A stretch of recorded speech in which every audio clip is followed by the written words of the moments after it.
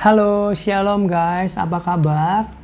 Ya, saya berharap dan saya percaya kamu dalam keadaan yang sehat dan terus dalam berkat Tuhan yang sempurna. Nah, teman-teman, hari ini saya mau sharing tentang dengarkan saya iblis. Ya, kadang-kadang saya heran, ya, banyak anak-anak Kristen masih takut setan kalau kencing malam, kamar mandi minta dianterin, ya. Lalu menganggap sepertinya setan itu tahu segala sesuatu, ya, menyeramkan, begitu berkuasa. Ya, saya mau kasih tahu di awal ini iklan aja bahwa kamu tahu nggak, setan atau iblis tidak bisa baca pikiran kamu, tidak bisa. Dia tidak maha tahu. Ya, banyak anggapan yang salah bahwa setan bisa baca pikiran kita. Tidak bisa, dengerin baik-baik. Setan itu tidak bisa baca pikiran kita, tapi dia bisa baca ekspresi wajah kita. Makanya kalau kamu takut, jangan kelihatan takut mukanya.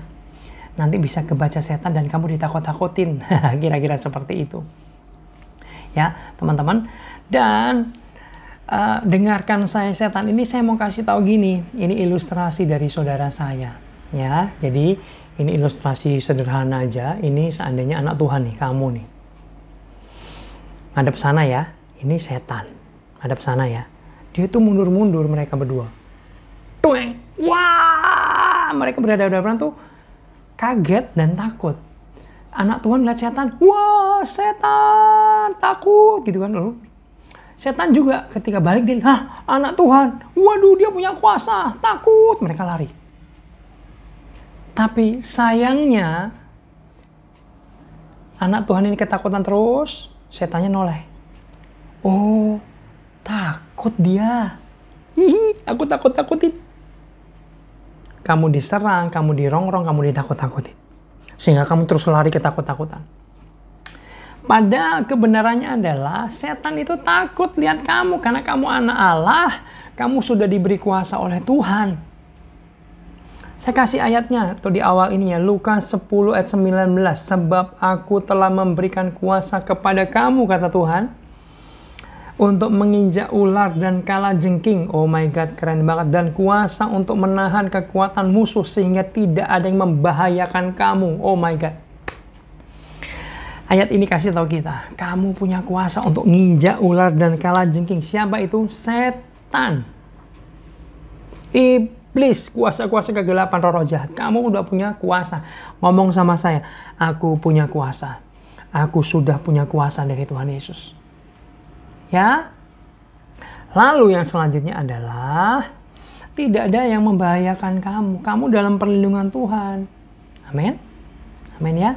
Kamu punya kuasa. Nah, gini. Gini. Kok saya mau ketawa dulu sebelumnya ya. Kadang-kadang kalau kita ngelihat setan, mungkin di film-film, di televisi gitu ya, di sinetron-sinetron, di film-film apa yang horor-horor gitu, kadang-kadang suara setan menggelegar, ho ho ho ho ho ho ho, wah gitu ya, kira-kira. Seperti dia punya kuasa kepada setan. Tapi hari ini saya mau ketawa untuk setan. Setan.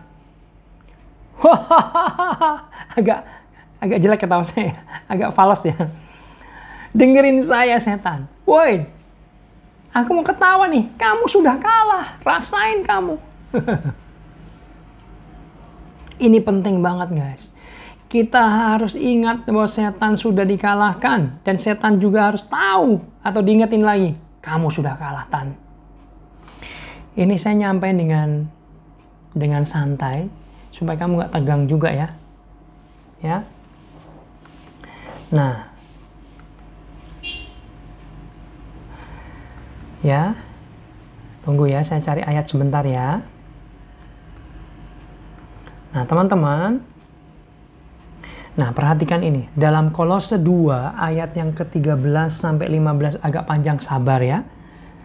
Kamu juga meskipun dahulu mati oleh pelanggaran kamu dan oleh karena tidak disunat secara lahiriah, telah dihidupkan Allah bersama-sama dengan Dia.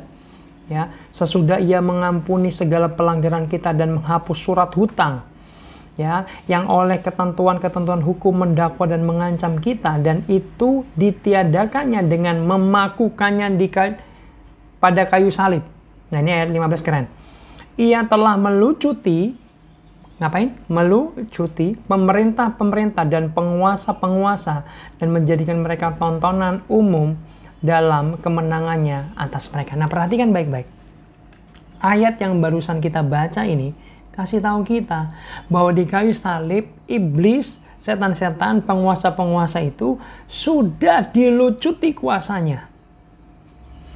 Saya mau ketawa lagi. Ha ha ha ha ha. Setan, kamu sudah kalah, kamu sudah dilucuti kuasanya. Ya.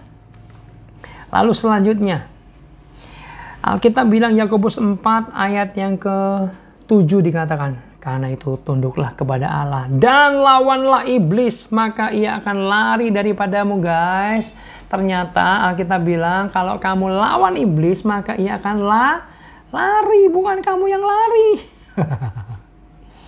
Ya, nih. Kalau kamu malam-malam dalam perjalanan pengen pipis ke tempat yang gelap, kamu jangan bilang gini, permisi ya, maaf saya mau pipis, amit.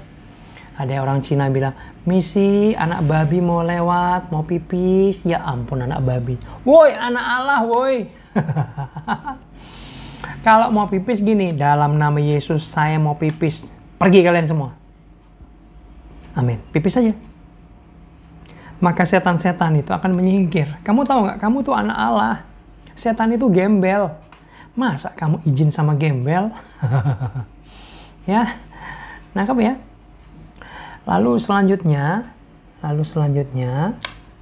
Alkitab Markus 16 ayat 17, tanda-tanda ini akan menyertai orang-orang yang percaya. Mereka akan mengusir setan-setan demi namaku. Oh my God. Dan lalu apa? Mereka akan berbicara dalam bahasa-bahasa yang baru bagi mereka. Nah, perhatikan. Anak-anak Tuhan itu bisa ngusirin setan. Kalau ada setan di rumahmu, jangan takut, jangan panggil pendeta. Usir sendiri, bos. Kamu punya kuasa. Semoga sharing ini bisa membukakan iman kamu, membukakan mata rohani kamu, membukakan pengetahuan yang baru bahwa setan sudah kalah. Ya, dan kamu punya kuasa atas setan. Amin. Ya. Memang setan itu punya kuasa. Ya, untuk mungkin buat mujizat dalam tanda kutip ya. Sebenarnya dia tidak bisa membuat mujizat. Contoh, ada orang sakit dibawa ke setan atau dibawa ke dukun. Ya, kamu tahu nggak? Penyakitnya itu nggak bisa disembuhin sama setan, tapi cuma dipindah-pindah. Mungkin datang sakitnya A, udah bawa ke sana sembuh. Besoknya atau beberapa hari kemudian sakit di sebelah yang lain, sakit yang lain. Ini adalah pengakuan dari orang mantan dukun. Ya. Lalu kalau orang minta pesugihan, minta harta, itu dia nggak bisa ciptakan harta. Setan nggak bisa ciptakan harta. Hanya Tuhan yang pencipta.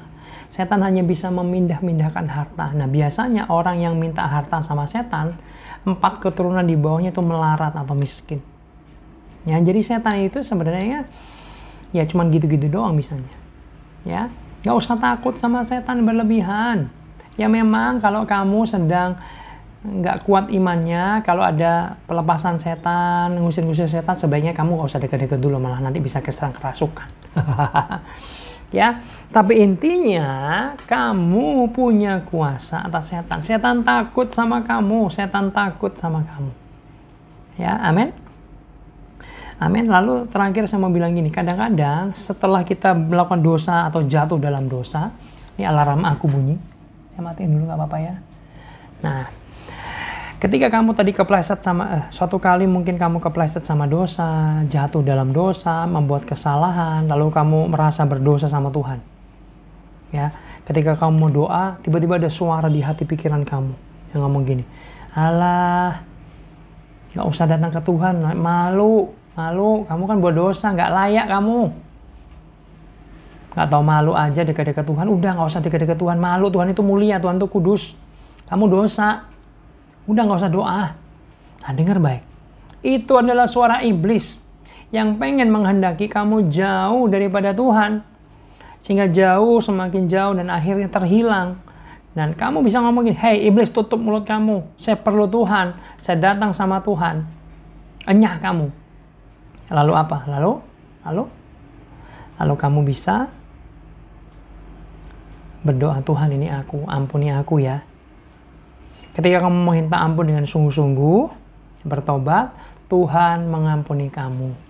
Tuhan membuang dosamu itu dari timur sejauh barat. Dan Tuhan tidak pernah ngungkit-ngungkit lagi, ingat-ingat lagi. Tuhan menerima kamu kembali kok. Hanya setan yang kadang-kadang membisikkan sesuatu yang tidak benar. Tuhan marah, Tuhan ngambek sama kamu gak diterima lah. Amin teman-teman. Semoga ini bisa menjadi berkat sharing kita. Kita santai aja, minum kopi dulu. Dengarkan saya setan.